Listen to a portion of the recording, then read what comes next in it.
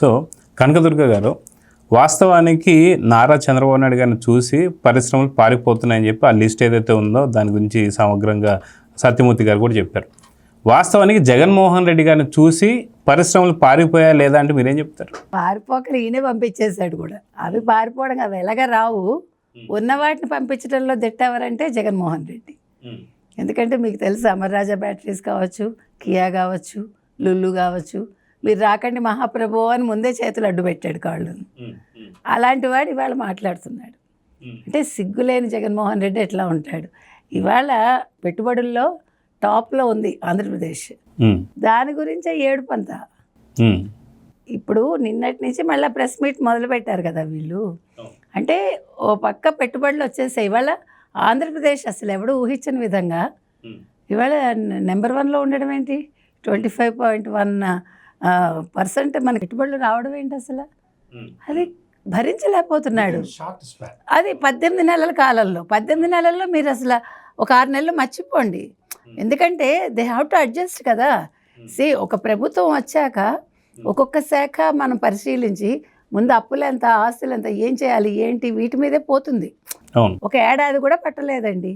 12 నెలల్లో 13 లక్షల కోట్లు పైగా తీసుకొచ్చారంటే అసలు ఇది ఎలా సాధ్యం? అసలు ఇప్పుడు నేను అనేది ఏంటంటే, ఇవాళ అసలు యలహంకలో కూర్చుని మాట్లాడే జగన్మోహన్ రెడ్డి అసలు ఆంధ్రప్రదేశ్కి ఎందుకు వస్తావు? వచ్చి ఒక ప్రెస్ మీట్ పెట్టే హక్కు నీకేముంది? నీ హయాంలో నువ్వేం అభివృద్ధి చేసావు? నీకు అసలు మాట్లాడే అర్హత ఏముంది? ఇవాళ నువ్వు కాదు మాట్లాడాల్సింది. ఇవాళ ఎన్ఆర్ఐ కంపెనీస్ వస్తున్నాయి, వాళ్ళంతా వాళ్ళు సుందర్ పిచాయ్ చెప్పాడు, వినిపించుకో.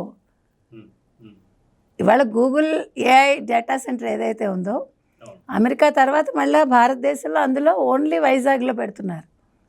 ఇవన్నీ చూశాక కూడా ఇంకా అంటే నీకు మెదడు మోకాలు కాదు చీలమండల్లో ఉందని ప్రతిసారి నిరూపించుకుంటావు. ఎప్పుడు వీళ్ళు ఏమైనా అభివృద్ధి చేశారంటే, ఇందాక సత్యమూర్తి గారు చెప్పినట్టుగా నీ కంపెనీని నువ్వు లీజ్కు 50 ఏళ్ళకి ఇచ్చుకోవటం ఏంటి? సిగ్గుందా? అసలు సిగ్గుందా జగన్మోహన్ రెడ్డికి? నీ భార్య కంపెనీకి ఇస్తావు, అది కూడా పాప అది నీ భార్యది కూడా కాదు, లాక్కున్న కంపెనీ అది, రఘురామ్ సిమెంట్స్. అది వాళ్ళు అలో లక్ష్మణ్ ఏడుస్తుంటే ఈయన ఎంజాయ్ చేశాడు. నేను అనేది అది. ఇప్పుడు ఇక్కడ అమరావతి, నిన్న అమరావతి అవసరం లేదు, అసలు అమరావతి నిన్నెవడు అడిగాడు అమరావతి రాజధానిగా పెట్టాలా వద్దా? ఇప్పుడైనా కొత్తగా చర్చ మొదలవుతుందా? లేదు. ఇవాళ ఏమైనా కొత్తగా ఏమైనా అభివృద్ధి ఇక్కడ చేయగలమా లేదా నేను ఏమైనా ప్రశ్నించారా? లేదు ఏ కంపెనీ వాడే నేను సంప్రదించాడా? ఏంటండి జగన్మోహన్ రెడ్డి గారు, మేము గూగుల్ ఏఐ డేటా సెంటర్ పెట్టాలనుకుంటున్నాము, పెట్టమంటారా వద్దంటారా నిన్న సలహా అడిగాడా? అసలు నీకు అర్హత ఉందా? ఇవాళ నువ్వు మాట్లాడిన 4 కంపెనీల్లో 2 పైగా తెలంగాణవి.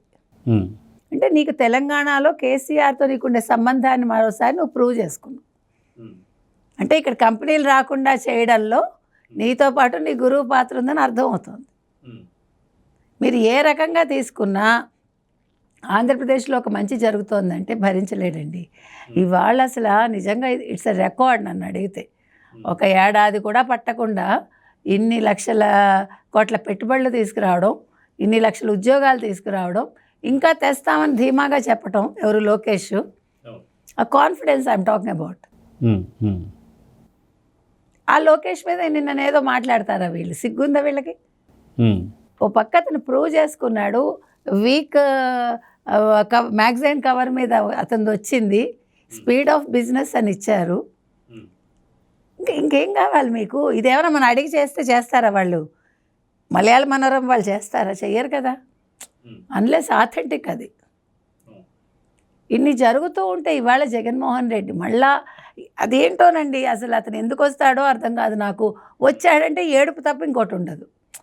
ఆంధ్రప్రదేశ్ బాగుపడిపోతుంది, ఆంధ్రప్రదేశ్ అభివృద్ధి పదంలోకి వెళ్ళిపోతుంది, ఆంధ్రప్రదేశ్కి అమరావతి రాజధాని అయిపోతుంది, పోలవరం పూర్తి అయిపోతుంది. ఇవేవి చేయకూడదు. మరి ఏం చేయాలి? ఏం చేయాలి? నిన్ను జగన్మోహన్ రెడ్డిని ఏం చేయాలని నేను అడుగుతున్నా. అంటే ఇవన్నీ కడుతుంటే క్రెడిట్ అనేది జగన్మోహన్ రెడ్డి రాదు కాబట్టి ఏడుపు అనుకోవాలా? అదే చోరీ కదా, చోరు కాబట్టి చోరీ చేయడానికి లేదని ఏడుస్తున్నాడు.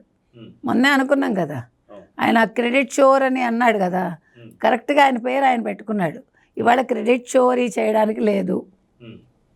ఒక చోర్ అనమాట ఈయన. కాబట్టి ఆయన ఏడుస్తాడు. ఆయనకు అర్థం కావట్లేదు ఎలా సాధ్యం ఇది అనేది. అంటే నేను 5 ఏళ్ళు ఏం చేయలేకపోయాను, నేను బొబ్బట్లు, అల్లం వెల్లుల్లి పేస్టు, ఇంకేదో పచ్చళ్ళు ఇలాంటివి తీసుకురాగలిగాను, వీళ్ళు ఎలా చేస్తున్నారు ఇలాగా, ఇలా ఇన్ని ఇప్పుడు ప్రతి ఒక్కటి వాళ్ళు చెప్పిన అమలు చేస్తున్నారు కదా. మీకు 20 లక్షల ఉద్యోగాలు, 20 లక్షల ఉద్యోగాల కంటే ఎక్కువ ఇస్తాము 5 ఏళ్లలో అంటున్నారు. ఇప్పుడు 50 లక్షలు అంటున్నారు, 50 లక్షల దాకా వెళ్ళిపోయారు. నేను అంటున్నది అది అదేయ్యా, అది పనితీరంటే. ఇక్కడ చంద్రబాబు నాయుడు మొహం చూసి వస్తున్నారు, నీ మొహం చూసి ఎవడు రాలా. అలా వస్తున్నారని నువ్వు మెయిల్స్ పెడుతున్నావు రాకండి అని.